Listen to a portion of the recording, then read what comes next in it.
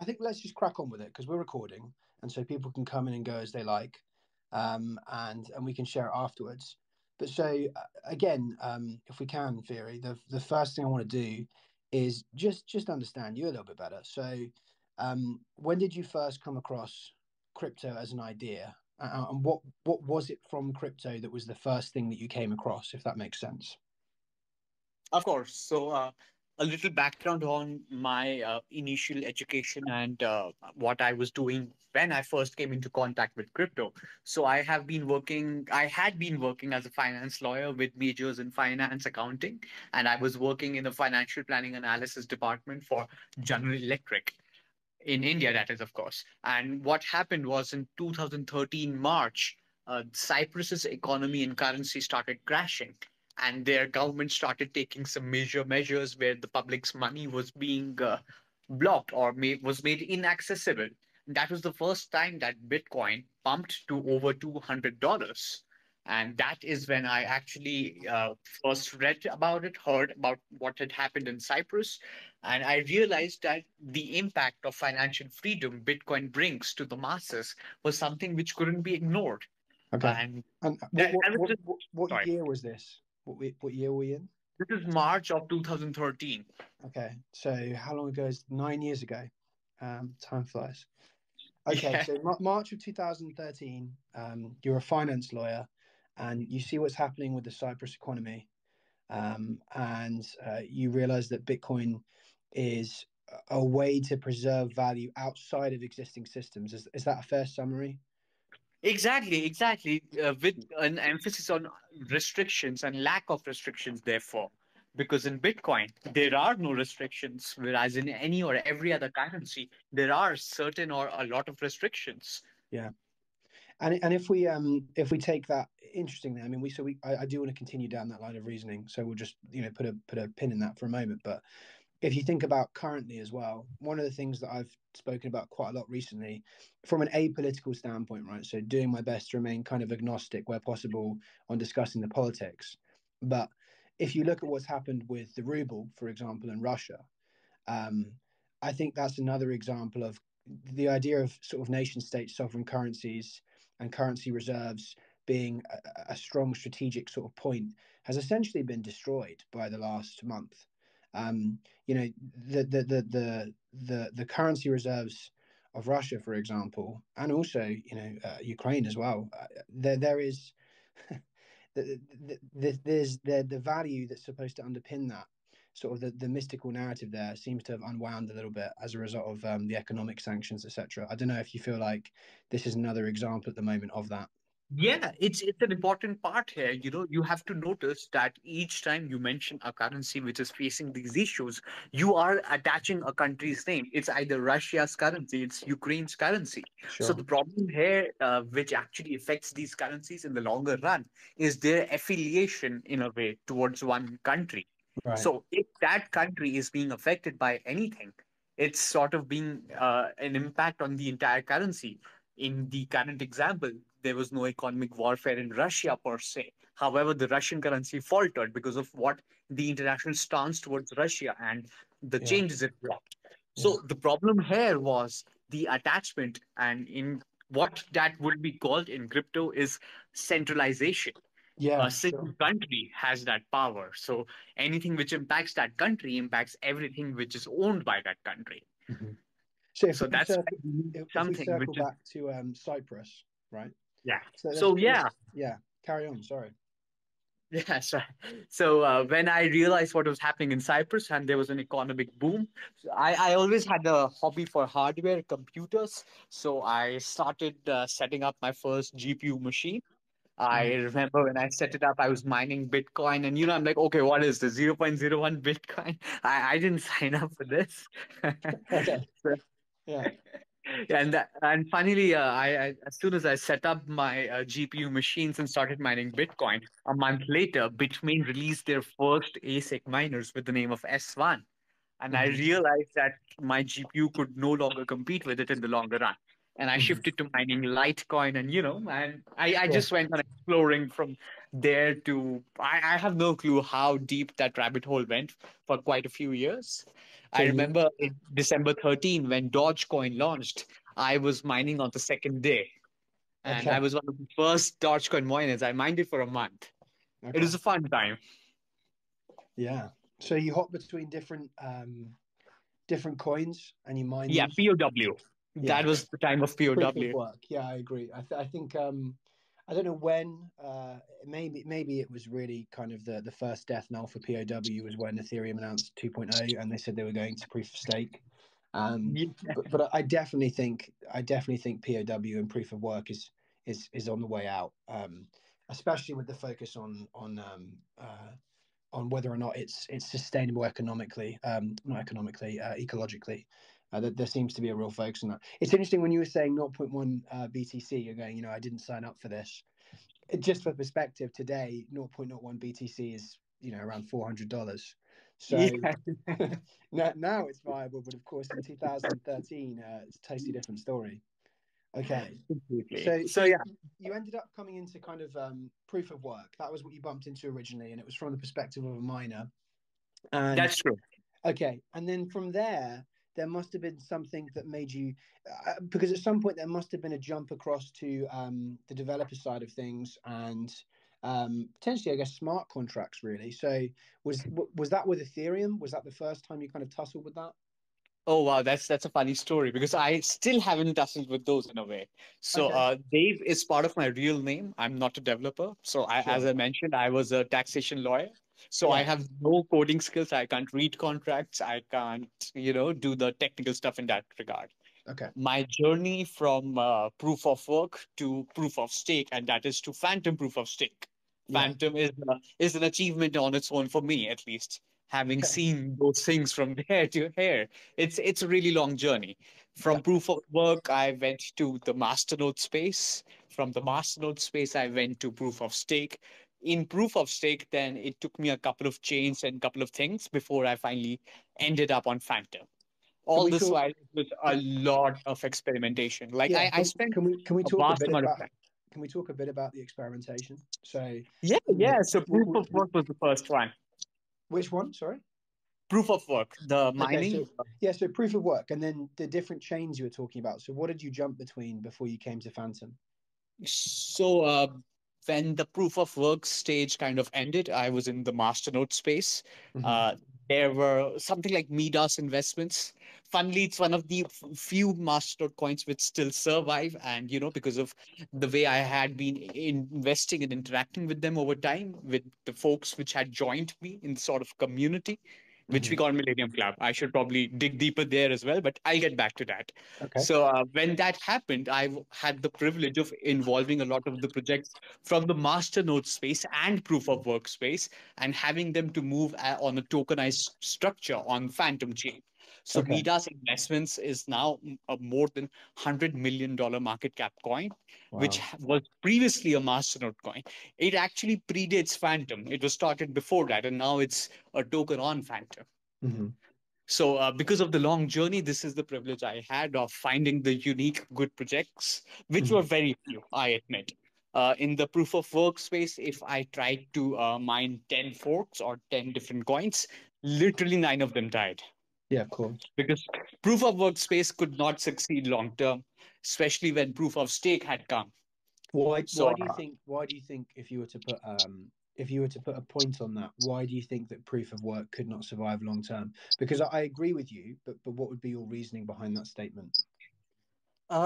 It's like you can't really just choose one. There are so many reasons, and each of them standalone are significantly strong enough for you to give up proof of work.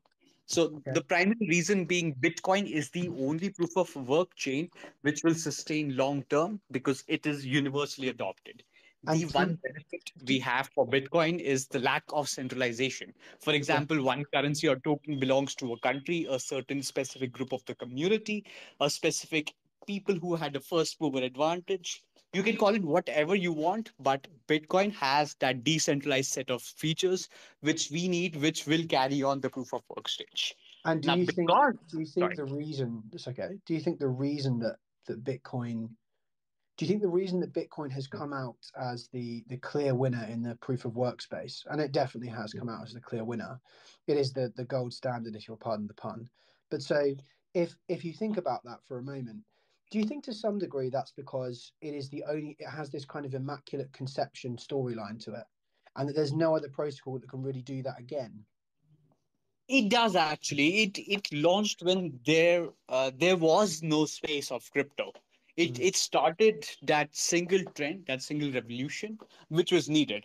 Now, once it started, if you try to launch a new coin or a new token with similar structure, or with a similar intent to achieve that level of decentralization, what will happen is, since people already have had a taste of this field, there are apes, as you call it. They'll make huge buys and it'll get centralized Okay. super fast. Yeah. You can't have a decentralized coin launch with the similar degree of decentralization Bitcoin has had. Yeah. It's practically impossible. Do you know, interestingly, a kind of correlatory, a comparison I would make is um, this idea of you can't relive necessarily the first almost perfect vote. Again, this idea that Bitcoin had its own immaculate conception, in the sense that because Satoshi disappeared, there literally is no central figure behind that protocol, behind Bitcoin as an idea, which is really interesting. But another one that's a bit like that, I think, and I don't know if you have a similar opinion to me on this, and this kind of would be a nice way for us to kind of then segue into DeFi a little bit, is with uni when they did the first airdrop. I've thought about that a lot recently, and you're right when you talk about the idea of apes and people aping in. You know, that has completely. It is impossible now for a protocol to do what uni did, right? You cannot now do a Uniswap retrospective airdrop in the same way. Like that retrospective airdrop was perfect. It was genius, right? It worked incredibly well, and it introduced a whole new way of distributing governance tokens to DeFi at scale, but it literally cannot be repeated now. That's true. That's true. Now there are airdrop farmers. There are Well, protocols being developed yeah, who are actually alerting people. You'll get an airdrop if you yeah, yeah. farm with them. It's an incentive model now, right? And it never was originally. The retrospective part is the part that can't be done again. I find that interesting. I think there is some degree of an immaculate conception idea there as well, right? It's not the creation part. Maybe it's like immaculate distribution or something similar. But there are I think, yeah, I think you hit a gem there. That the specific point which you feel that the nerve you've struck, that unique decentralized aspect is something yeah which I reach for. I can't do that. Like, for example, the DAO, the community which has been built over time, which I'm now proudly a part of, Millenium Club. There was a lot of talk in the middle for launching our own token. We have had a lot of successful pre-sales as well, where we have invested in pre-sales. So we have been spreading our spreading our reach as far as we can, as fast as we can. Because we see these wonderful projects being made, and yeah our members all the time wanted us to have a token. I never could find an incentive to do that, and that is why we chose bomb, and that is where this whole conversation started and this whole story started. okay Bomb is the first token to be made on Phantom. yeah Phantom was a bare bones chain with nothing being made. It was a let's talk completely about new that. chain.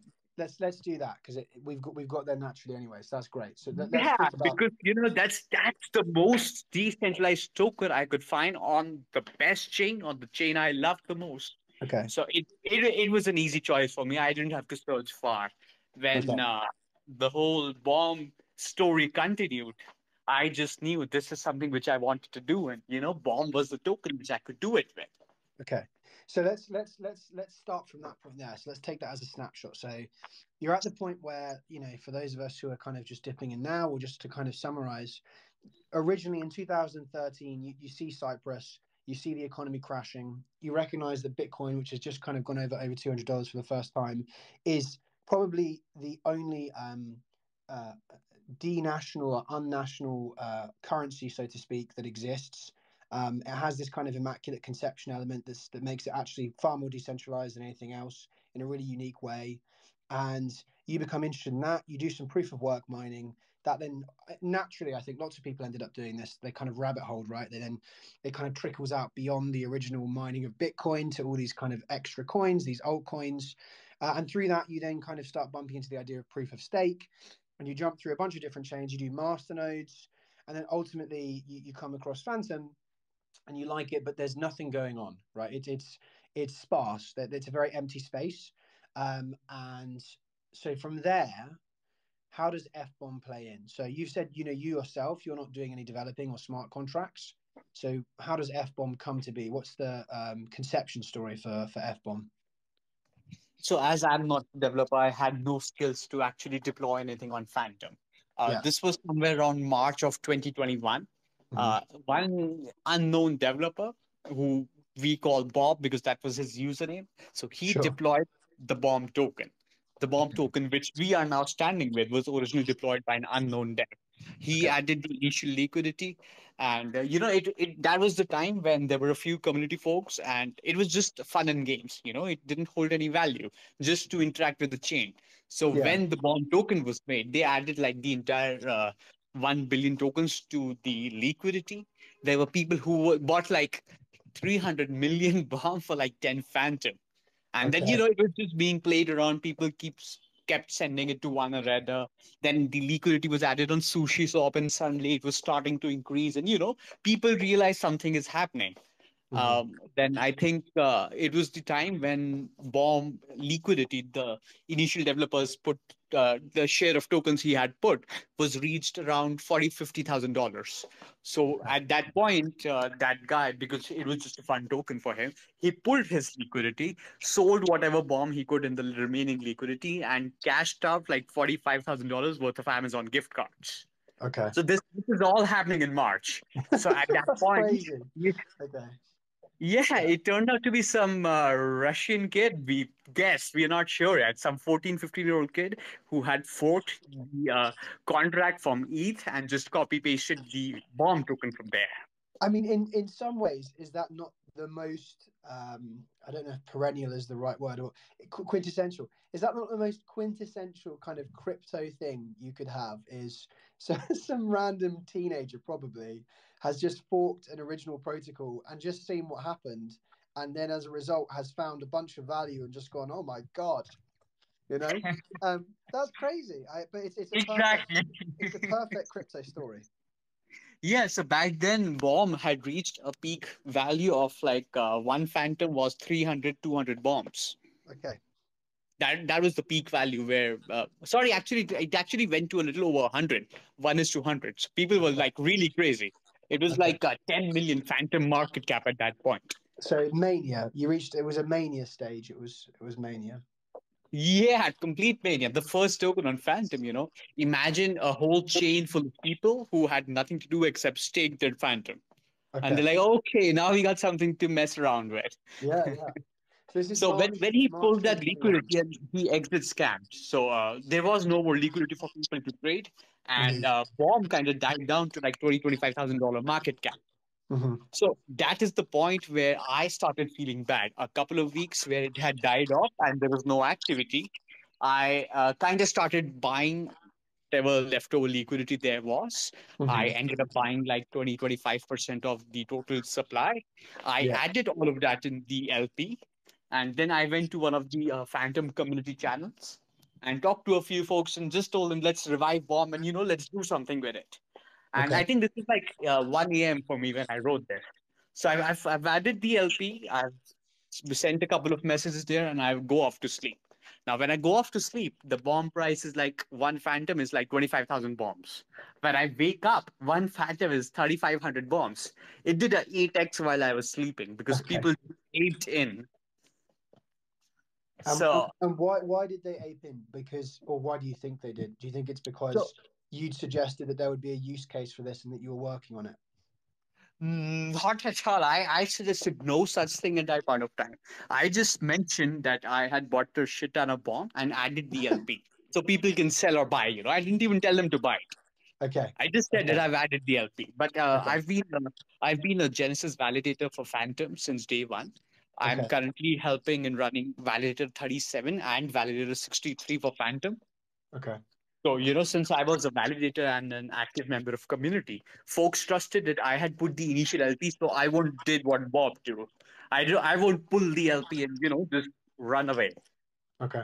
So that gave them faith that maybe this will do a comeback. Okay.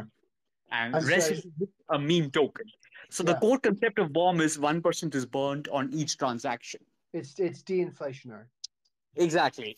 So we started with 1 billion tokens, and we are below 790 something million. Okay. So it's doing what it was designed to do. Yeah, wonderfully. We have come so long from there. We found a unique use case for bomb. With it being a deflationary token, we made it into a farming token. Mhm. We'll go there. So back then, when I told them that we'll do something about it, folks just kind of jumped in. There were a large group of people who wanted to give more use cases, as you know. So they formed what we call now bomb swap. So they made a couple of developers joined, a couple of folks joined from, and they're like 7, 8 people in the team right now. What we did back then was to create a whole exchange, a DEX around Bomb, so that all the native Bomb liquidity can be incentivized. With Okay. incentivized liquidity, there will be more Bomb in LP, so more people can buy, sell. With more trading, there'll be more Bomb born. Yeah. And so now what you've got is, if someone were to go to the fBOMB website, right? So now there's quite a lot. There's quite a lot there. So it's not just that you can purchase this deflationary token. You can also you've got fBOMB exchange, or bomb swap. You've got farms. Minutes to midnight, our arcade game, which we are just finalized and launched the 2.0 version. Okay. You've got an arcade game. And then if we also look at, could you explain shrapnel or SHRAP a little bit more? Mhm. So to create bomb swap, we needed an inflationary token of sorts so that we can get more incentivized liquidity on board. Mhm. So basically, because bomb started bare bones with literal no funding, no supply of tokens to help in development, we of course all market bought our bombs. Okay. That's when we created Shrapnel with a maximum supply of 8,888. The Mhm. concept was when bomb blows up, it leaves shrapnels, right? So Yeah. we had shrapnel shards, and that's how we incentivized liquidity initially on bomb swap. Okay. So that And was the first incentivized liquidity where we actually started seeing a significant amount of bomb being locked for LPs. So, okay. it became possible for more folks to buy, sell, trade bomb generally. Yeah. There's I have to ask because obviously we mentioned at the beginning you spoke about your background originally in finance. And what do you think? Like, what is your feeling about this? Is such an odd space sometimes, right? I mean, what we're discussing really is uh, kind of macroeconomics as microeconomics in an odd sort of way. We're talking about inflationary supply and deflationary supply and incentivizing with liquidity or incentivizing liquidity, and all of that at the same time around originally what was a meme token, right? Do you find that odd? Do you ever look at that and observe that and go, this is such a strange space? The auditory train left a long while back, my dear friend. We have experienced so much in crypto that nothing's odd. It's just an average Monday or Tuesday now. Yeah. But it's so far away from the traditional finance world, I guess is my point. So for you, having been There steeped is in the no traditional connection finance, between them. You can't link it. You can't okay, compare the traditional finance with this. They are yeah, not just different stories. They are different planets at this point. They're different languages. Like right, I can't show someone a bomb pre-gunk pair and tell them, okay, you're earning an APR of 1,000%. yeah, it You just can't doesn't go to make your any bank and sense, tell them, guys, why am I getting 4%? right? And then, so if we pivot a little bit here, so we've talked a bit about Phantom there, and obviously the last year because you were talking about in March last year, that was when you were discussing fBOMB originally, right? So March 2021. Now Phantom is has a great deal of depth, right? I mean, I would the term that I've been chucking around is this idea of kind of DeFi depth. So it has depth now. There are layers of different things built upon each other in a way that works constructively, and there is scale and scope for people to then build more things off those existing layers. And that's really where things start getting interesting. From your perspective, when you originally got involved with fBOMB, and of course validating the validator node originally, um, what has it been like observing Fantom over the last year? It has been a true pleasure. I have seen it start from its infancy. I remember seeing Phantom at 5 million market cap. Can you imagine Phantom at Yeah. 5 million market cap? So I saw it travel from having its teething issues of sorts, where the initial team were having some difficulties, and it was a hard road for them. And when they were building, we were there the whole way. The community is never completely satisfied. It's like you can't make 100% of the people happy all the time. So the team was doing their best, and eventually it showed in March of 21 when BOMB launched. So Ice Token Popsicle Finance had a airdrop. It was also a retrospective airdrop, and no one knew who would get it. So only the people who had used the Phantom Chain version on SushiSwap were eligible for the airdrop. And it was the luck of BOMB community that whosoever had bought BOMB on launch had to do it on SushiSwap. So everyone who had used BOMB back Okay. then got 3,000 Ice as an airdrop. At the peak price, that 3,000 ice was like $180,000 worth. Wow, that's insane. Yeah, so And that then, a lot of the community was very happy because they experienced Phantom for the first time of and course, got some free ice. yeah, yeah. I think that is two things there. So first of all, it's worth noting for those listening that when you said Phantom at a 5 million market cap, for perspective, it is now at 3.25 billion market cap, and yeah, noticeable difference there. And then if we also look at this idea of kind of being first in crypto, like being someone who's willing to explore a new space, generally has been quite rewarding, right? That's always been the case. That first mover advantage. So, but that's amazing that those people who originally bought that fBOMB token then had a retrospective ICE airdrop that was worth hundreds of thousands of dollars. That's bonkers. If we specifically focus a little bit more on DeFi, again, given your background, I know you said that we can't necessarily compare the two and they don't layer up perfectly together. But if we think about DeFi on Fantom, at the moment, I definitely think that Fantom is the most interesting place to be for DeFi. And I know that fBOMB and you have leveraged DeFi to sort of bring awareness to fBOMB again, or to bring liquidity to it, or whatever. Even if we take, for example, just Beats, you've bribed in the Beats bribe wars. Um, yeah, what are your thoughts on DeFi in general on Fantom? Phantom is the best place to be building for DeFi. And once protocols experience that, it creates a compounding effect because they want to build more, they want to bring more people on board. Each protocol is currently the way DeFi protocols are focused and how they are working is they are not standalone projects. They are trying to integrate with other protocols. So this creates a codependency sort of mechanism where each protocol is boosting the other protocol and the cycle continues. So because they have experienced Mhm. that ecosystem, that community, that technical prowess of Phantom, they want to bring more projects and more developers on board, and it creates a cycle of explosive growth.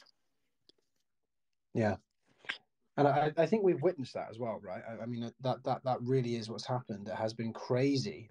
Even if we just look at the last 3 months, the kind of exponential growth of some of these protocols, and also to circle back to originally when you were talking about your first encounter with Fantom way back, last year. Um, do you think do you think one of the main reasons for that is just the fact that it's so much faster? I mean, one of the reasons that fBOMB was able to exist is because of the speed and the cost of transactions on Fantom, right? 100% yes. So that young kid who deployed bomb token initially, he wouldn't have done that on Ethereum. No one would have wanted to pay that amount of gas fee just for an experiment. So what Phantom Yeah. gives you is uh, a space which is actually mainnet, but for developers, they can use it like a testnet. They can deploy anything they want just to see how it would react, how it would function, to see if it works perfectly or not. Currently, what happens is when Mhm. new developers on Ethereum want to experiment, they have to launch on Ropsten or some other testnet. What happens in this case is those testnets are very tiny controlled environments compared to mainnets. So sometimes the actual symptoms of functioning of contracts is not as intended, or there are certain discrepancies left in cases. So Phantom is the best case because you can still cheaply deploy and test all of those smart contracts. Also, load testing is a lot more easier on Phantom than Ethereum any day. And if you compare that to, because of course, Phantom isn't the only other alternative L1, and there's been a great deal of there has been it has been a really interesting year in terms of competition between different layer ones. And again, we agree completely on my perspective is absolutely that at the moment Phantom is the best place to be, specifically for decentralized finance. And I think people would make arguments on other strata. They might argue, for example, I know people. There seems to be an effort to kind of frame the idea that Solana is the best place to be for NFTs at the moment and that sort of thing. I find that odd. Or gaming, sorry, not NFTs. Maybe that's true. I don't know why that would be true compared to Phantom, for example. I'm sure Phantom, you've got there's the Tank. I think it's Tank Wars. That game is coming out at some point soon. But gaming on Phantom, I think, is totally viable as well. And I know the foundation is working on making improvements there to have that be a more viable option. I guess the point I'm making is you would have definitely seen other layer ones and explored other layer ones. So if we take one of them, for example, any of them, Binance Chain, right? So Binance Chain also is cheap-ish and is quick-ish. Why, if we were just to play devil's advocate here, why not use that as opposed to Phantom? Okay, so as I've been validating for Phantom, I have also been validating for like a dozen other mainnets. So I'm a multi-chain validator at this point, and I have experienced ecosystems and chains of all sorts in L1s. So firstly, we will start with the Binance chain, as you mentioned. I agree, it can be Yeah, cheap, it can be fast. However, there are a couple of centralization related issues. There are a very yeah, low number of validators, only hard limit of 20, and those 20 are not decentralized as well. So that's the biggest issue with the Binance chain which you will face. Also, the structure, the way it's made. So basically, in Millennium Club, we have RPC providers wing as well. We provide RPC services for various networks to individual protocols, to larger protocols, aggregators, and all sorts of folks in all chains. So we do that on Binance chain as well, and we're not happy with the results we see. The load management, the amount of space they are taking, the long term growth aspects we are seeing, we don't like what we see. We don't see a sustainability yeah. there, which can actually we I can't say for sure that my project will be performing well in 2 years from now, but I can say that happily on Phantom. Okay. So the So two it's things that I'd more pull for out, future yeah, oriented two. approach. Okay.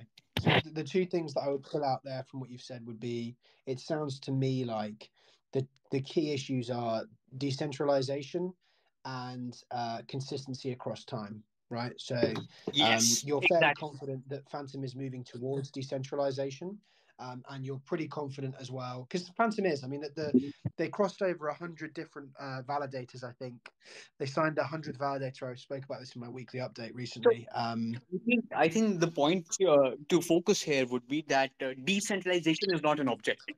You can't conclusively say that, okay, with 40 validators you're not decentralized, and on the 41st you are decentralized. So it's a journey. You can only grow more decentralized with time. With any protocol which is functioning as intended and has most of the supply already released. Example, Phantom.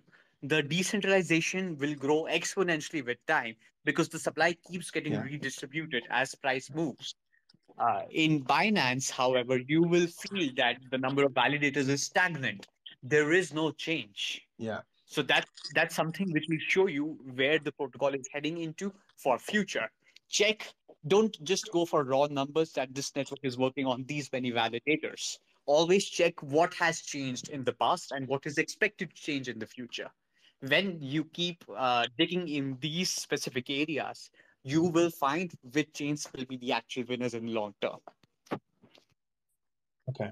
So yeah, it's having a set of principles you can apply to a chain, and then based on those principles, just perceiving if they match up with those principles, if the chain matches up with those principles, and if it does, you have some concept of the longevity of that chain, right? I mean, that is a big deal. Is the longevity of these chains, and I agree with you. It does seem to me like the principles in place at the foundation, for example, Fantom, seem to line up with the idea of longevity, and you couple that with the fact that again, the developer crowd, the stable of developers that there are in Fantom, they seem to all be aiming towards the idea they're going to be here for several years at least, right? This isn't something that's a short-term kind of quick turn the buck, which to some extent, to be honest, for whatever reason, Binance Chain has that reputation associated with it, and I think that has tarnished it quite badly. And I do think they're trying to kind of clean that up at the moment, the perception of the chain. But I don't know if they'll be able to, especially when there are other layer ones like Fantom, which have kind of proven actually that there's quality being developed in them for the long term. Yeah. So another thing to talk about would be Millenium Club in that case, because you brought it up quite a few times, and if you're happy to do that, we can dip into that. Yeah, of course. So, somewhere around the masternode journey in my crypto journey over time, uh, we found one of the masternode coins called Armageddon. So this was supposed to be a masternode hosting platform based kind of a thing, and like all crypto, it turned out to be like all crypto at that point. It was an experiment, but the developer exit scammed and ran away with whatever little development he had done. So what happened was there were a Okay. bunch of holders who were left with the Armageddon coin, which was a useless masternode coin. So all of this is now being done in a Discord server. And at that point, some guy from community decided to take over and try to make something out of it. So then they took over, and that Discord server became a more active community. There were a lot of folks who were interested in participating in testnets. So at that point, I had no experience in this field on the technical aspects. So what happened was a couple of folks who were also in this field and more learned than me kind of guided me in the right direction. I remember in 2020, the Avalanche network had its incentivized testnet called Denali incentivized testnet. So by that time, we had rebranded the Discord server to Millenium Club, and now it's a thriving community, and there are over 2 dozen Genesis validators belonging to various networks. We are jointly sharing information, helping each other in joining networks, and getting the technical know-how to how to run networks. So that was where one of my friends taught me how to run a node the first time. I got a server, took a VPS, booked a node for Denali testnet, and in rewards, we each received 2,000 Avalanche to run our nodes for life. So that was the Mm. first time I realized that even operating for incentivized testnets could make you an earning. And that's how we realized that we wanted to join these networks at the earliest stage. The whole principle, the working principle and spirit we have behind Millennium Club DAO right now is to promote, push financial freedom, to teach people how to take control of their finances, to encourage them, to empower them to learn, to interact with DeFi protocols, to make the best of opportunities which people outside this space do not have. We are the privileged to have the experience to interact with protocols offering APRs, APYs, which our parents or people who are not in crypto won't believe. And it would be Hmm. irresponsible of me or us if we do not try to get more people involved. I have a belief where when I took over the Millennium Club DAO of sorts, I started it with one belief that this is not a zero sum game. It's not that someone else has to lose for me to win. It's not that Hmm. the rest of the world who's not in crypto needs to lose their value. They don't need to be the losers for us to win. It's it's a space where all of us can build and grow together. Value cannot be just stagnated towards a selected few. If you try to restrict that value to a few, there will be no value. The value behind crypto comes from decentralization. Unless we try to push it, the value won't increase. So it's our honor and our duty to have to share it with others. And the sharing of information, the sharing of financial freedom is the core aspect which empowers Millennium Club, its members, its Genesis validators, and all of our actions are behind this whole core concept. I definitely think so. It's interesting that your perception has been, or your fundamental belief, particularly with Millennium Club, has been that you want to almost to continue to share the love, right? To some degree, that's what that is, I think, right? Continue to share the information, continue to share the ability to to be able to access the knowledge set that you might need, for example, to improve yourself and to be a better participant in Web3 and a new sort of paradigm, etc. But also access to the financial side of things and the financial tools that the DeFi offers. I wonder, though, again, you've been here long enough to observe this. So for me, I've been interested in crypto for and been reading about it since the end of 2017. So I joined at the conclusion of kind of the mania there. And then I stuck around through several brutal bear markets, which were actually really informative and a useful process. And I think actually very underrated in terms of how useful they were in terms of my knowledge. But I guess my question would be: do you think there is some kind of inherent suspicion from the earlier crowd in crypto of what they'd consider to be, quote unquote, normies from entering the space? Because there is definitely an oppositional push to what you've said there, for sure. I can definitely see that personally. What do you think? Of course, I mean, if you mean that the people who were here earlier, they don't keep up with the space, if they don't keep up with what is happening in DeFi, and they suddenly experience somewhere and see that, okay, you're earning an APY of 1,000% or 100%, they'll feel scared. Of course, they'll feel paranoid. They have seen enough scams and issues in crypto to feel and fear for the safety of their funds. So they Okay. have had the displeasure of witnessing hacks which are greater than what a single human being could ever achieve on their own. So they know that things can happen even if there is a lot of money involved. So that is that constant fear of security. Yeah. But beyond the security part, I mean, for example, if you take, I'm trying to touch upon something slightly different. So if you look at crypto at the moment, there is kind of, even if you just do it by year, I think.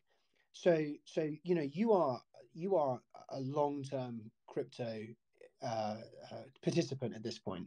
If we take 2013 as being when you first had a look at this stuff because of Cyprus, that's a long time in context for this type of area, right? So 9 years in crypto is a lifetime. We all know that time functions differently here, right? But my point would be, as you scale that up and you go to people who joined in 2014, 2015, 2016, 2017, when I jumped in, and then beyond that, you do get to a point, I think, where there is some kind of deep built kind of distrust of the previous landscape that people came from. So I definitely have observed, what I'm getting at is, I've observed, particularly in the last year, a real kind of almost resistance to new entrants to the space who don't necessarily follow the established, if I can say that, norms, bizarrely because it's decentralized, of this space. Right? There is a concern that the culture of crypto will become almost like diluted or dismantled by such a large influx of new participants. I think NFTs in particular have driven such a large influx of new participants to the space. But I guess my point is, do you see that as someone who's been around for a longer amount of time? There has never been more people interested in crypto.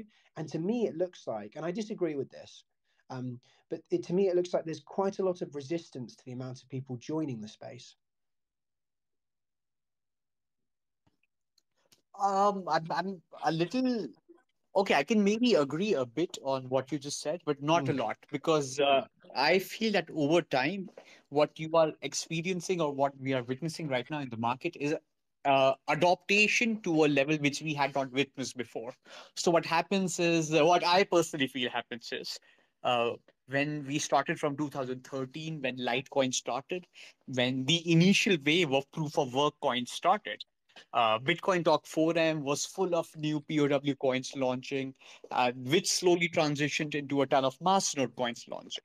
So each of those points had an influx of a lot of new people who were willing to experiment, and that's why that space could afford to experiment so much. There were those high amount of protocols launched individually, and each was attempting to do something. I'm not saying they were serious about their attempts. I'm not saying how much time, effort they continued to put, but they portrayed it as something they would do, and they started a bunch of new projects. So each couple of years, whenever the cycle of crypto continues, this trend will continue. It continued in DeFi. You see XYZ.finance project launching every day. So that's because Mm. the DeFi space is the hottest space and everyone wants to earn. Creating an inflationary token, rewarding LPs, and creating a loop is very easy. And that's why it's just a control C, control V at this point. The higher number of participants allows more people to interact and basically experiment with the newer wave of the protocols. Each wave in the past years has followed one trend, which is just the logical way of things being carried on. What will happen from 1 year now is the 100 protocols which have launched in the past year, only 10 to 5 of them will be successful. 5 or 10 will just be breaking even or be making waves on a smaller scale. And 80% of those projects will die or be meaningless at the end. So what happens in this space is each time a new trend, a new sort of financial structure, a new sort of tokenomics, or basically a new sort of DeFi protocol comes. There are clones, copies, improvements, forks till the winners are selected, and then a new tech stack is waited upon. The last tech stack which did this was Uniswap in that case. It led to the wave of AMMs, which then led to the wave of stablecoin producers or liquidity providers. So each time you will see a new wave with a new protocol. Each successful sort of protocol will have a ton of forks, and some of them will be good, some won't. Only time will filter that out. In none of those spaces, you will feel that all of those projects are being happily accepted. Whenever you see that sort of space being made, the 50, 70% projects which are not being managed in a successful manner will see a lot of hate or negativity from the community, which is, of course, genuine hate or, negativity. Sorry, hate is the wrong word. Because if a project is not being managed properly, the community is not seeing a future with it. It's dying. They can feel it. And it's right for them to complain on that part. But they can't do anything because 70% of the projects will not survive. And, that's what actually makes people think, okay, maybe the space is being diluted or the space is not functioning as it used to because they are focusing on interacting more with that 70%. The trick here is to find Mm. those 30% and stick with them. I agree on all points. I guess what I was trying to do is to almost juxtapose your position of come all, come ye, join us, right? Bring your disruptive mindsets and the things you could add with a perspective that I've also seen, which has been, don't. There's too many people entering this space who don't understand this space. I've also seen that perspective. It's not my perspective, but I have observed it more and more. I think over the last few months, Of which course, saddens me a little bit because you can't explain these things to everyone. People will enter without understanding it. That's why they have to enter. They need to enter and understand. It's the road to learning and actually doing is the road you walk simultaneously in crypto. You can only learn while doing. You can't yeah, learn before doing. So there will be always a ton of people who don't know what they're doing. absolutely. And I think also um, that is why these conversations are interesting, and is why there should be more conversations of this type. Is there is a weird niche here where I think people, if you're fresh to all of this is a crazy world. I mean, there is so much going on in this space at such speed all the time. And it is so hard as a participant to keep track of everything in a way that makes sense. And then also to ground it within the world beyond this space. I think that's probably the hardest part is how do you take these crazy ideas? You know, how do you take the idea of VE tokens, or take the idea of a deflationary token called BOMB, or take the idea of different layers, or take the idea of 1,000 APRs or 1,000,000% APRs and some of these bonkers sort of sushi chef model. But like, how do you do that and then also walk out the door and go to work? Which is what most people do who are in this space. There are very few people who are in the position where they've made enough money that they're going to retire off of crypto, right? That's something that's from the original kind of group that entered. That's from those who were in when you started, 2013 or 2015 or 14 or 17, or it's not really from people that entered this year or last year. And I think that's when most people entered. There's definitely a weighting towards now. There's way more people entering now. Like you said, adoption is significantly higher. And for those people, they have to actually use this stuff while also experiencing the daily context of their normal lives. And that's such a strange contrast. That's true. I've got so many friends on board.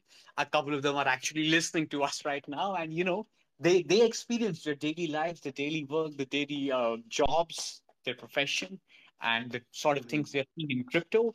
And they realize that what they have been doing in their lives before crypto is not sustainable.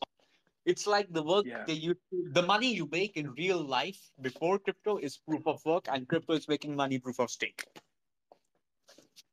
Right. Yeah. Yeah. That's a nice way of describing it. Yeah. The income that people gather in their normal jobs is definitely proof of work. That's true. You're being paid to solve problems, or whatever those problems may be. Truly. So, since we have been talking about how Millennium Club started, what we do, what Bomb does, how Bomb Swap started, and what Bomb Swap does, we also Bomb Swap has Yeah. also allowed us to provide the initial platform to launch a ton of new projects who are working on some amazing things. So, as you touched upon the gaming sector on Phantom, we have had the genuine Yeah. pleasure of supporting the upcoming or already launched card game called Fantomon. So they have their governance tool called pGunk. pGunk POM is currently the highest APR farm on Solidly. We are using Millennium Hmm. Club boosted votes to vote for it. There's a ton of farming with over 1,000% APRs. pGunk, being their governance token, has been paired with BOM. We are also helping Phantomon spread their wings on other platforms, such as the Phantom pGunk farm is live on Spirit Swap as well. So, because Millennium Club has governance power in all of the DeFi protocols functioning on Phantom, we were there since day one. So, we have had the pleasure of interacting since then. And we have been accumulating that governance, and we plan to help support all the wonderful projects being built on Phantom. If any project out there needs help to launch their liquidity, to get in touch with other protocols, to work together with any of the protocols out there, we at Millennium Club are happy to help. Do get in touch with us. pGunk or Fantom is just the first larger project which we are supporting. We are also coming out with our upcoming Bomb Diamonds LP pair, incentivized on Solidly again. This would be to support the game called Pump Kittens. So they are building something called Fantoons with a largely community-based arcade with support for launching other NFT projects. So they are working as a launchpad as well. Diamonds will be their core currency, and they have partnered with us for us to help them launch their liquidity and get larger liquidity base built. Within 10 days of launching our pGunk bomb farm, we have actually uh, probably 6x the liquidity of pGunk since before we Hmm. launched the. So we have actually have been able to help them uh, increase their liquidity by 6 times, and that's the aim we bring to help more projects succeed, to get them out there. So that's the power of Millennium Club, is the ability to give someone a boost at the start. You can offer them your expertise. You've been around for a long time. You've acquired quite a lot of governance power. You can help to find liquidity for them and to increase the liquidity for their projects. You are the shaman for these new projects, right? I mean, do you think, so you've mentioned games there and NFTs. On Phantom, are those two spaces that you think will see the same kind of explosive growth we have in DeFi, or not? I can't honestly comment on the on that to be very specific. I'm not sure if it would be the same explosive growth, but I can say for sure it will be explosive growth. I have been seeing how Fantom was developed, and it's a grassroots project being made by indie developers. Being literally one of the smallest teams I've had the pleasure of working with. They have been expanding and are building a lot more. And I see how the community has been reacting to them, to the interaction of Millennium Club and BOMB with them, to how Pump Kittens is being made, how games like Super Foundation are being built. And I can say with 0% doubt that explosive growth is something which will be minimal of our worries. The gaming sector is just barely getting started. We have to understand that DeFi came last year. We are so early in where we stand that proof of stake chains have been here for only a couple of years. Even though in crypto time moves differently, we still do have to sometimes give ourselves a shake and realize, okay, it's just been 1 year since gaming started on this chain. So the games have just starting to being built. Once they are built and launched to a certain level, the actual user interaction will start. Also, I'm happy to say I think that will coincide with the launch of FVM, the Phantom Virtual Machine, which will give Phantom the edge where uh, the larger games like DeFi Kingdoms are looking for a subnet on Avalanche instead of moving from Harmony. That won't be the problem with Phantom. There won't be a need of subnets or moving off-chain transactions. Phantom is built for things like these, and we are really excited to see it being developed further. Yeah, the upgrades that are inbound from the Fantom Foundation as a whole will make a huge difference over the next year, 2 years, for sure, in terms of how the chain operates, and also the ability to which it can scale to embrace some of these larger projects, like somewhere like DeFi Kingdoms, for example. I mean, I think that's the other interesting thing as well, right? Is that there's no lack of creative talent. There are people who want to build these things, and the bottlenecks that are in place. The question is whether or not these different layers are actually looking to solve their bottlenecks or not. And I think it's definitive to say that Fantom is definitely doing that. There is a real desire to make it a place where people can do what they want to do. And if that involves, for example, shifting from the EVM, the Ethereum virtual machine, to the fBOMB, the Fantom virtual machine, then that's what they'll do, and that's what they've been doing. I think that would be a huge upgrade. I read quite an interesting sort of idea recently about having a layer two on Fantom, which is fascinating. And I'm sure at some point that is a natural sort of evolution in terms of scaling too. I think lots of these layer ones will end up with their own layer twos, similar to the experience that Ethereum has had. Yeah. Yeah, Doom Finance is actually working on a layer two on Phantom. Extremely exciting. Yeah. Yeah, the whole, yeah, that's all very interesting too. Okay, we have jumped through a range of different topics now. So I want to make sure that you've had a chance to speak about the things you want to speak about. We've been through where you started in crypto. We've spoken a bit about Fantom at the beginning and running a validator. We spoke about Bitcoin at $200 and Cyprus and the economy. We spoke about March 2013. You picking up and GPU mining and then proof of work, and we spoke about the shift to proof of stake, and we've spoken about masternodes and Millennium Club and being a springboard for different projects, and we've spoken about fBOMB in quite a lot of detail as a deflationary token, and it's burned a great deal of its supply now, and it works as it's supposed to, and introducing SHRAP or shrapnel as a way to sort of incentivize liquidity, because you can't do that with a deflationary token. Is there anything we've missed that you want to touch upon that I haven't hit upon? It's a never-ending story. So in fBOMB's journey, we have been meeting so many different projects that it's been great. We have been partnering with a lot of them. For example, our latest partnership with Podtown, Cyber Nikos, an NFT project. They are building their metaverse on Fantom. They also have launched their auto compounding vaults. So BOMB is one of their partners. Millennium Club holds a lot of Nikos as well, and we are helping them on a lot of various other aspects as well. So what BOMB has actually allowed us is to partner and work with a lot more projects, and given us the opportunity to help support them and make them what they desire and what they are worthy of. We are just here to assist them in reaching their goal. So in a Sorry, beautiful I kind of get full distracted. circle You way. wanted me to speak about some other topics. No, don't worry. No, not at all. But so in a beautiful way, in a kind of prophetic, kind of fulfilling the prophecy way. What started out, fBOMB started out as a protocol written by, which sounds like some kid who then exit scammed because he couldn't believe the amount of money that had been made from the protocol at the time. And then from its ashes, you've now created a space where the project is now being used to help other people bootstrap new interesting ideas. There's something quite beautiful in that. That's quite a beautiful outcome. Thank you so much, man. It's totally been community led. We just were experimenting, and when the community wants something, when they get together, we can't help it. It's the collective will of the people. Absolutely. Is so yeah. I guess I'll come back to my previous I'll come back to my previous question, which is there anything you want to touch upon that we haven't already? Because there may be bits that, for example, don't fit into those slots that I've touched so far. I think I'm good. Okay, no worries. So we've reached an hour, so we've freewheeled between a lot of different topics. And if you're happy, we can close out there for this this edition. But if you want to hop back in the chair at some point, we could totally do it again.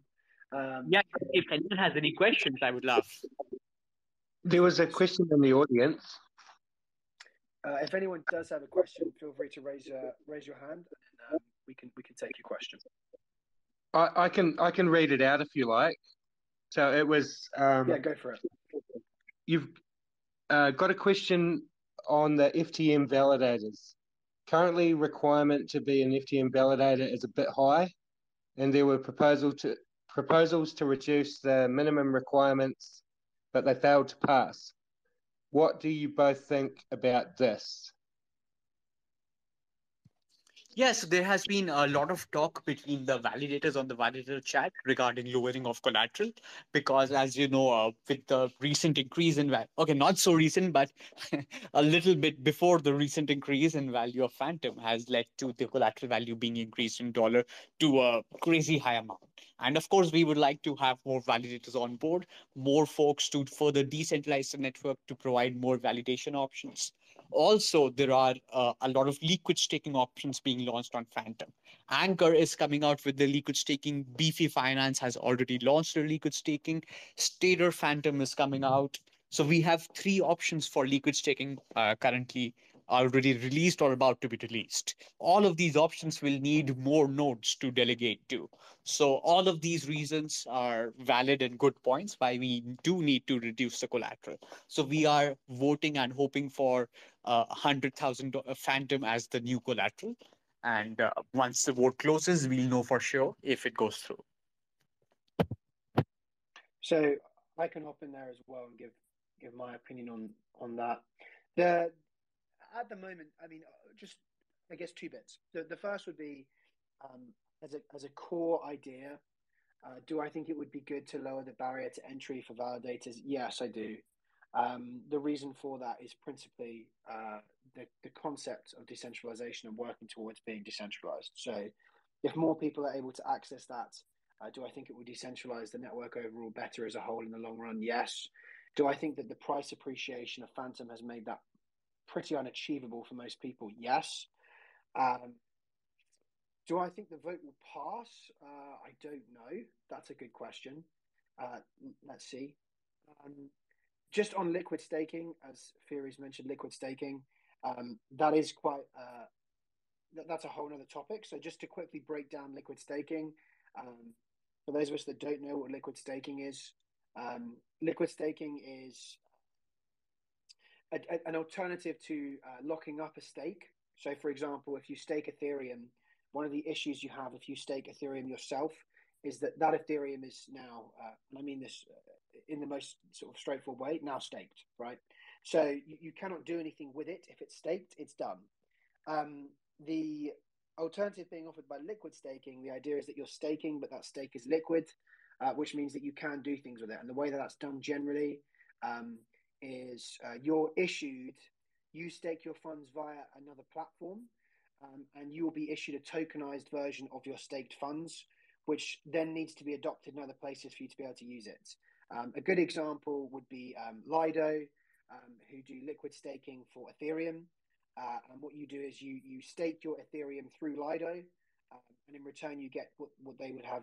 It's Steth, STETH, which is staked Ethereum, and then you can use your STETH elsewhere, or you can sell it. So you get the benefits of having the staked Ethereum, so that kind of percentage yield over time. But your tokenized equivalent of that stake allows you to do more with it in the magical DeFi way that we've all come to love. So that's just a quick breakdown of liquid staking for those of us that don't know what that is. Would you agree with that theory? Is that all right? Exactly. So liquid staking is basically staking with liquidity, and perfect example given by Chadly. Okay, cool. Yeah, I mean, Lido is a good example because they've been doing it for a while now and have been quite successful, and STETH has been adopted fairly widely, so you can actually do things with it. The only issue that comes up with liquid staking is having actual use cases for your sort of tokenized equivalent of that staked position. So for Steth to be successful from Lido, you actually have to have places that let you use Steth. And if they don't, then there's an issue there. There is another side effect of liquid staking. I mean, it's not the primary topic we're discussing, but it's significant enough to point out. So because of Lido and the adoption of staked ETH, what has happened is the staked Ethereum network is no longer decentralized or as decentralized as we want. Currently, the majority of funds are being staked with Lido, which is not healthy for the ETH network. So in case there is a significant amount of liquid staking, it is also imperative to have more than a single significant player in that liquid staking. Otherwise, a similar situation can happen on other chains as well. Happily, once liquid staking is launching on Fantom, we have 3 players launching it simultaneously. So I don't think a similar issue will happen here. Yeah, it does present an issue when it comes to decentralization for sure. Because what was the other? Is it Rocket Pool on Ethereum? Have I got that right? Rocket Pool is another one. Correct? Yeah, Rocket Pool is actually very different from Lido. So it's a decentralized liquid staking platform. So Rocket Pool will actually solve the centralization issue of sorts. Have they still not launched? I can't remember if they've launched. I am a little unsure, but yeah, they are very near, somewhere in the middle. Yeah. So it says on their website they've currently got stake and run nodes. I think they've launched. I think they've launched. They've got 150,000 ETH staked. They've launched, but they're not tokens. they're not fully launched. Like all the features they want to launch with have not yet been completed. Yeah. So that's a good example of, for those of us, not that the question originally asked this, but why not as we're here? So, liquid staking is an interesting idea and will play a large part. So to come back to the original question, we're now several steps away from the original question, which was about the vote to bring down the cost of being a validator. So from there, what we've done is we've walked through a couple of different steps there. Theory's point was liquid staking would potentially open up another entrance for people who don't have the funds necessarily to do a validator node, which will be most people, particularly because of the price appreciation of Fantom and the potential future price appreciation of Fantom. Whether the vote passed or not, neither of us know, but I think we both agree it would probably be a good thing. Is that fair? 100% yes. Okay. And then the reason we got into liquid staking, just to kind of map this out for people, is liquid staking is another way that you could potentially end up with more decentralization. Interestingly, the example I gave, which is a good example of liquid staking, but it's not necessarily a good example of decentralization, as Fury pointed out, was Lido, who do liquid staking for ETH.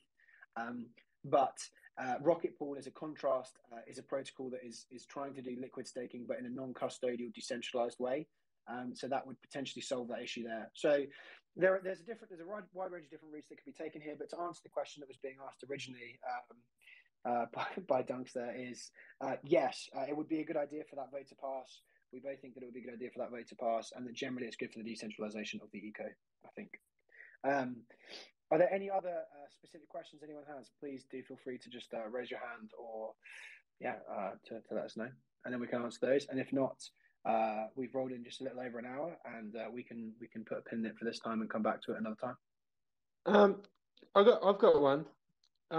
There was word going around about a proposal to, instead of using staked FTM as a voting device, to use fUSD. And I'm not sure if you guys have seen that going around or not. Be just interesting to hear a comment on how that might affect things, and also just more generally about fUSD, the fUSD peg. Yeah. Fury, do you want to answer that one first, and then I can jump in with my thoughts on fUSD? So I think we're talking about fUSD, right? The audio is slightly muffled on my end. Sorry about that. Yes, fUSD. So yeah, fUSD was an experiment. They launched it in a way because they thought it would be followed up by a larger set of features, a larger set of features within the wallet. However, I think the team later confirmed that there were some sort of internal issues with that. So after which there were a couple of projects who were wanting to take over the whole fUSD token and the platform. And they've all made proposals to the team. And right now the team is considering those proposals and thinking which to choose. So Deuce Finance is one of the larger players who are making that bid, along with that Alameda Research indirectly. So they are also trying to take over fUSD. Right now, it would be up to the governance to choose which protocol actually finally does take over. There is a lot of community who are supporting Deuce Finance because they are a Fantom native project, whereas an external project is, of course, which is working on a different chain already. So they don't want someone from a different chain to be taking it over. They want a native project to be heading it. And the specific question on top of that, so that's a very eloquent explanation of fUSD in its current state, and I can expand upon that in a moment. But the specific question, Fury, was there have been proposals or ideas floating around about the idea that fUSD might have voting power. Is that what you were asking, Dunks? And so if that was the case, what's your thoughts on fUSD having governance power? It won't. I don't think there is no practical sense in giving fUSD governance power. fUSD is minted using Fantom. So the native protocol or the native token which is giving value to fUSD is actually Fantom. So each token has to provide value in its backing. So the backing behind fUSD is Fantom, and that's why Fantom is still the vote token which has the governance power. Yeah, I think So I agree pretty much across the board there. A few thoughts on fUSD. I think fUSD is a mess. Obviously, we know there's a wide range of top projects who are interested in taking over development, and the foundation has made it clear that's what they want to move towards. I think that's probably a good thing. Do I think it would be good to have a native currency on Fantom in the form of fUSD? Sure. There are other projects that have worked on creating alternatives to that. For example, Revenant has positioned CUSD as literally doing that. Do I think do I think that fUSD should have? No, I don't. I don't think it should have governance or voting power. It gets very messy at this point. Like, I think if we were in a position here where people are saying, well, fUSD should have voting power, I think that what's going on there is people are fUSD as it stands. There are quite bad incentives in the liquidation process for fUSD, which is part of the problem here. And so you end up in a position where I think people are almost desperately trying to make fUSD worthwhile instead of fixing the original issues with fUSD.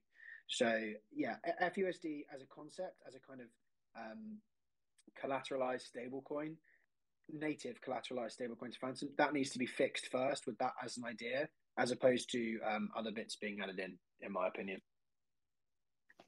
Fair enough. Question, Dunks.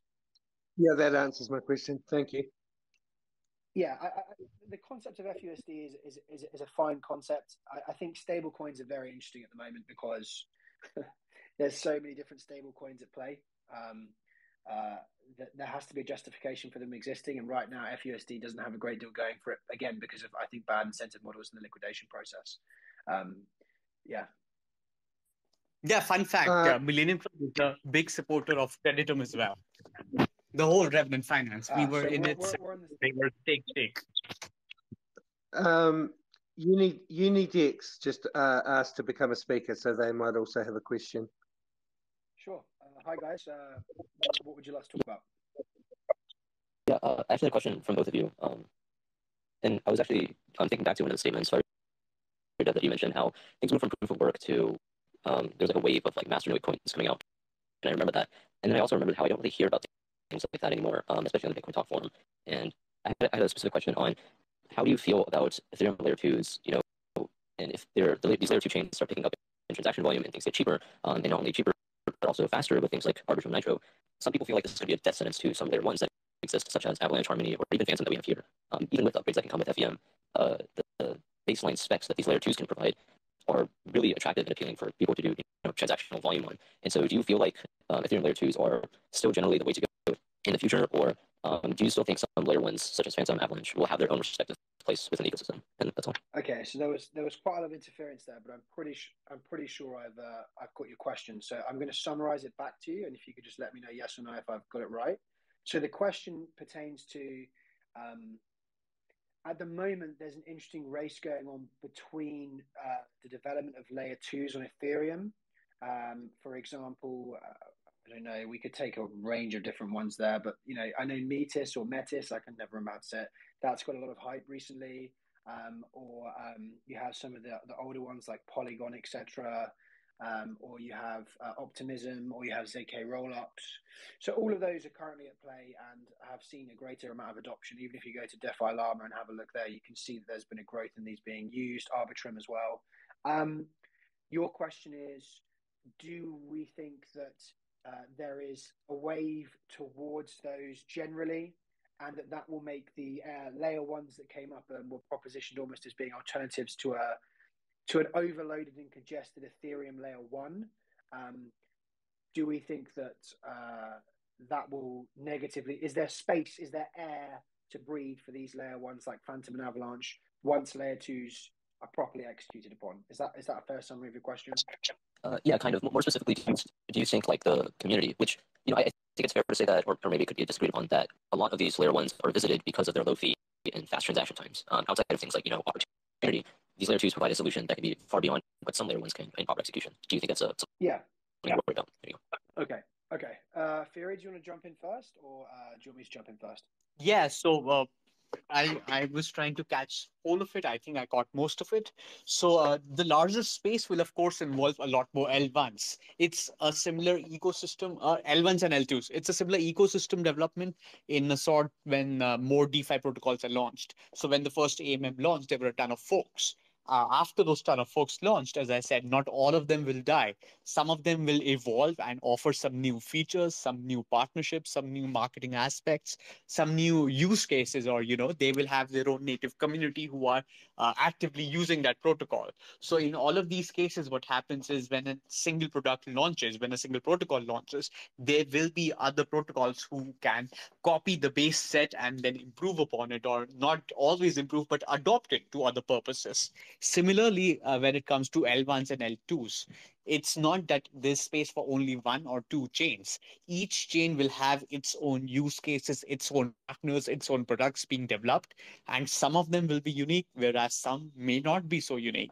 So in the end, the chains with those adoptable use cases, with communities getting attached to them, with people building on them, if they have those ecosystems develop in meaningful manners, they will succeed in the longer run. Again, as I mentioned earlier, on something different, that it's not a zero sum game.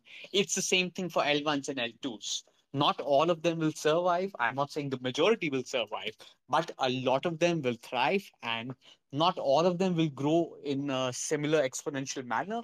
But again, they will still grow as communities and projects continue to be built around them and upon them.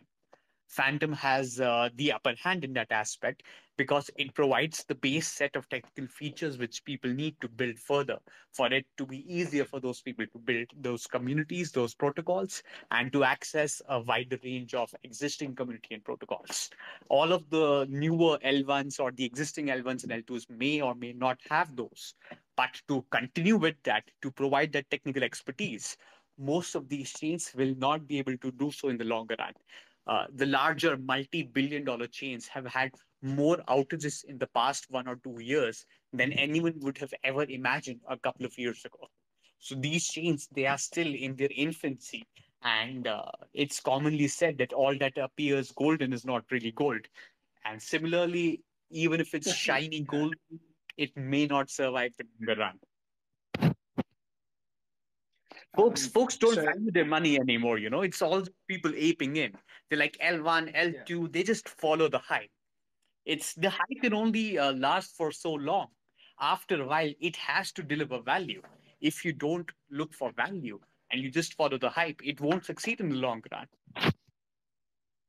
Yeah. So I can now add my. I think that's a really concise. I think that's a really concise breakdown of the general concept of layer ones and layer twos and their survivability over the long run. I think a couple of thoughts on layer twos, if you'll indulge me. So layer twos at the moment are definitely interesting on Ethereum. I think the main value proposition of a layer two on Ethereum over a layer one, like for example, Fantom and Avalanche, as those have both been mentioned. And unashamedly, I have previously planted my flag on Fantom and said, I think this is the best place to be right now, and I mean that. And generally, my conversations are entirely with people who are on the Fantom ecosystem. That doesn't mean that I wouldn't talk to other people, but it's where my current interest is. So disclaimer there, right? Before I delve into this in a bit more detail. But if you look at layer twos right now, I think one of the primary reasons that people are excited about them, if you compare them to layer ones like Fantom and Avalanche, is that they're supposed to carry with them some degree of the security that comes with a decentralized Ethereum network. I don't know to what degree that holds true necessarily, depending on the layer two we're talking about. And I think that kind of nips some of that use case in the bud, just in my opinion. I think that lots of them are quite fast. I do still think that there's still a problem with fees. I still think they're quite expensive. I'm not saying that's not a problem that Fantom will encounter, for example, if the price appreciates a lot. It has, and it probably will. And the Fantom network has experienced congestion with things like the launch of Solidly. So it's not like this is a problem that layer ones can avoid.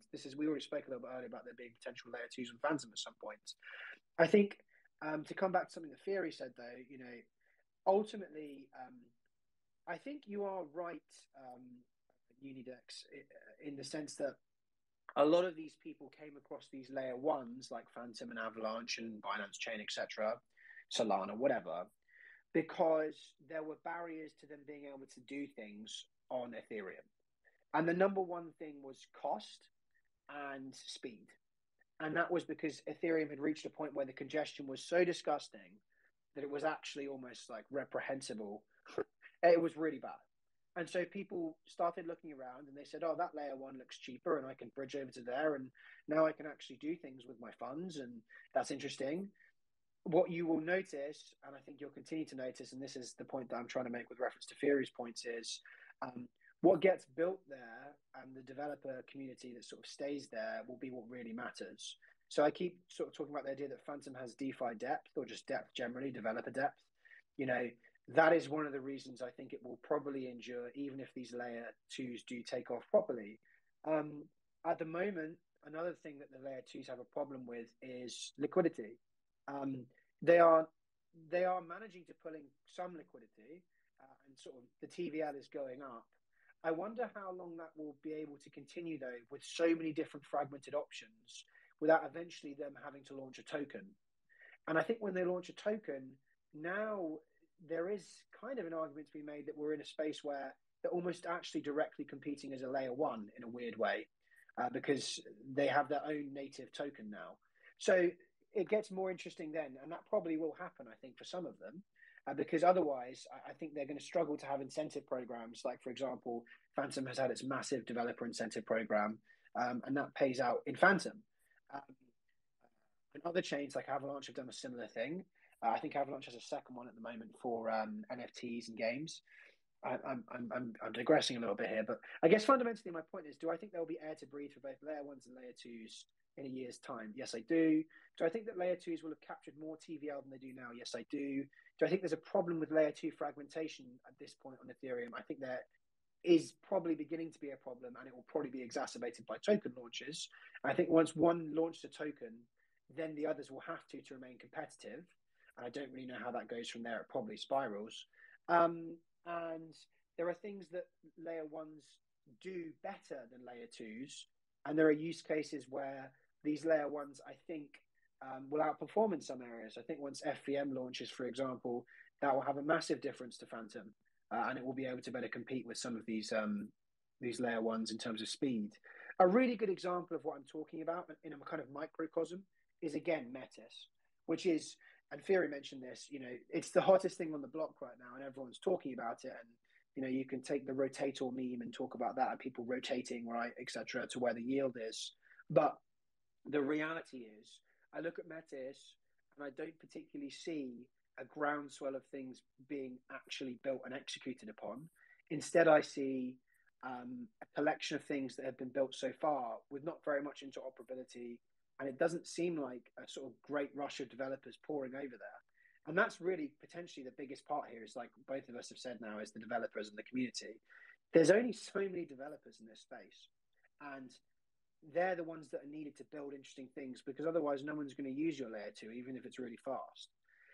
So yeah, I think that the issue there will be, it will be about incentivizing developers, and it will be how people do that. And I think those players that already have some entrenched set of developers who really like where they work and believe in that ecosystem, like on Fantom, I think there's a huge advantage there. And I think those players are more likely to use Fantom as it develops and grows and improves in terms of its speed and cost, than they are to go to a new shiny layer 2 and have to retool everything, etc. That would be my opinion. That's quite a broad-ranging answer on layer 2s and layer 1s, but hopefully that answers your question. Does that answer your question, the pair of us together there? Yeah, it does. Okay, awesome. Thanks. Is there anyone else that wants to ask anything else? Otherwise, we will wrap up. In which case, oh no, yeah, one more. Yeah, I've just brought up. I'm going to pronounce this wrong, but I'm going to try and say it anyway. Cyrus to speak. So go ahead and take the center stage. Hi guys, thank you for having me. First of all, just a quick question. It might not be very related, but do you guys see the adoption of FNFTs? Like, what do you guys think about that? Just like a quick, brief opinion, I guess, in regards to mass adoption I guess before the end of the year. I guess that's it. Fury, do you want to take this one first, or shall I? So I think that was on adoption of Fantom, right? It was on adoption of financial NFTs, FNFTs. Financial NFTs have actually, they're not really very new. Like Revest Finance and a couple of other folks were working on them earlier as well. But with the launch of Solidly, they have now taken the limelight. Because of Solidly, now people are locking up Solid. And it has provided a sort of similar structure as what we discussed with liquid staking. So back then it was more for staked Fantom, where you would have to wait for 7 days to unstake or basically unlock it. But with liquid staking, you could just stake and sell without having to wait for anything. Similarly, what these financial NFTs offer is, for example, X liquid driver. You have to lock it for 2 years. You can't sell it. But when you convert it to an NFT, it provides you with instant liquidity. So financial NFTs have a space which is till now unfilled. And of course, there is no way that it won't work. The demand is there. There are people with locked funds who would rather have the liquidity, because let's face it, we all want to lock funds at the beginning, but not everyone has those diamond hands and would want to stay at the end. So at times, in case of emergencies or better opportunities, there are folks who would want to liquidate those funds. And that's why financial NFTs would come into play. So projects like 0xDAO and SolidX, their primary function is that people who have locked Solid as a NFT can then convert that VE NFT into a SolidX or OX Solid, so to speak. So this has made possible only because of those financial NFTs.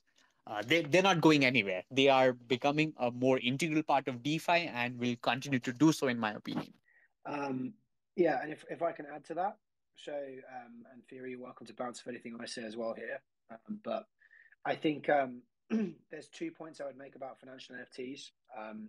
The first would be, I think financial NFTs are a symptom to some degree. The prevalence of them picking up at the moment, right? The increasing use of them or at least to some degree, because of the, in my opinion, this is just a theory, but the increasingly widespread adoption of the vested token model that Curve pioneered has ended up with a situation where loads of protocols now have VE tokens. And I think there's then a space there where people don't have liquid positions. And I think Theory was absolutely right to mention liquid staking. That's a really great comparison. Because what these FNFTs are doing is allowing people to hold a staked position that's liquid, essentially. And Liquid Driver did this recently, and that was a really good example. Is you can have X Liquider and be earning the rewards to X Liquider inside a financial NFT, which can then be traded. And the first one has actually already been traded on PaintSwap now, I think. And there's around 200 of those that have been created. So that's one thing, is I think there's some pickup of this because of this widespread adoption of the VE token model. And I think increasingly protocols that adopt the VE token model will also then look to make financial NFTs, in my opinion. The second thing is the potential for greater simplicity. So you end up in a position where in DeFi at the moment, the layers that it requires for someone to end up in like the maximum value position, especially if they have long-term belief in a protocol, is, in my opinion, and I've said this before, disgusting, right? The user interface that has to happen there is bad. You know, if you want to end up in a position where, for example, if we just take an example of VE token stuff, and that's Convex and Butterfly and just Curve generally, and the Curve wars, that is actually disgustingly complicated for the end user, right? There's so much going on there. And financial NFTs offer an opportunity here where you could just say to someone, if you want to take up a position for maximum return in the Curves sort of ecosystem, just buy this financial NFT. And then everything else happens inside the financial NFT. And it displays all of that in a reasonable, interesting way, because you can also build out interactive financial NFTs as well, right? So I think that would be the two things for me, is the wider spread adoption of VE tokens, and the need then to try and have some kind of liquid staking equivalent, and also the fact that it has the potential to really increase usability in the space. Those would be my two main points, I think, on financial NFTs at the moment. Fury, is there anything you want to sort of say off the back of what I've said there? I would just, sorry, but I couldn't agree more, guys. Like, I'm super excited about these FNFTs. Like, I heard about this, like maybe 2 weeks ago, and I don't know why people are not talking about it as much as they should be, in my opinion. This is huge. Like, this is going to create a new marketplace, and it's like a new, these ERC 1155s are just going to make, that's it, guys. Thank you so much. I wanted your opinion, and that's all. Pleasure. All right. Thanks for the question, man. Again, anyone else want to ask anything? We'll stick around for maybe one more. And if not, we'll cut it out there. Okay, in which case, Theory, it's been a pleasure. We're at 1 hour 40. Was that okay for you?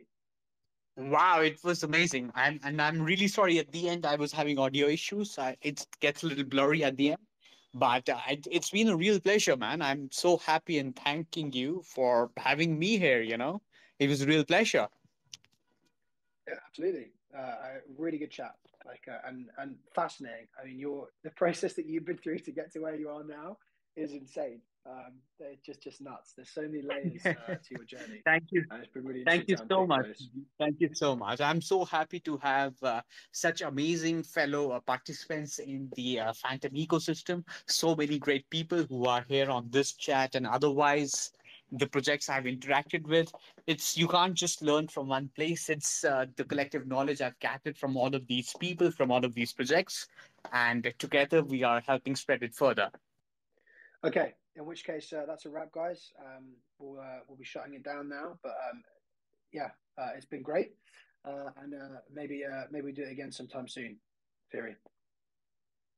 All right, guys. Most certainly, would love to join in again. Thank you, everyone. Okay.